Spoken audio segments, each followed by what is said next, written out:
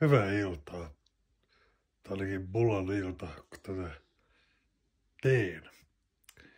Mutta yleensä mulla on jotain hauskaa ja järkevää, mukaan järkevää sanottavaa, mutta näistä rajoitteista sun muuta. Mutta nyt saatte syyttää yhtä avustajistani, koska hän on tämä seuraava asia, minkä mä tuun tekemään. Niin hän on nähnyt sen moneen kertaan ja se on parikin kertaa jo sanonut, että vittu ton TikTokkiin, että toi on niin kummallisen näköistä. Että nyt se tulee. Tai viimeinkin toteutan tämän. Tämä on vain esimerkki siitä, että taas niinku ihmisellä, joka kädet toimivat hyvin, niin tämä on varmaan ihan helppo homma.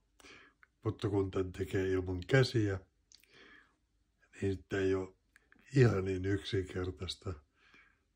Ja se on jotain huvittavaa ja ällöttävän välimuotoista luultavasti. Tämä on ehkä vähän semmoinen, että tämän jälkeen täällä voi olla semmoinen, mitä vittua mä just katoin.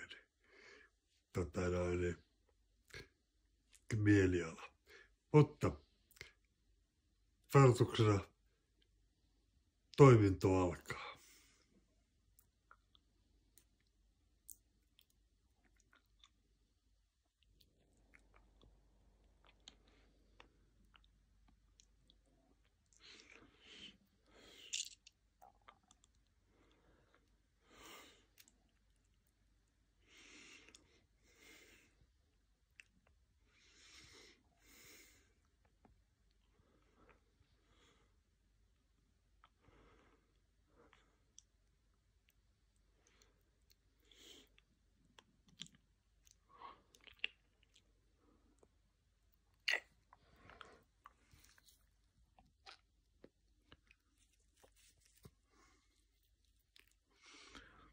Tällä kertaa vielä yllättävän helposti. Se vähemmän kuollaan kuin normaalisti. Ei muuta kuin hyvää yötä.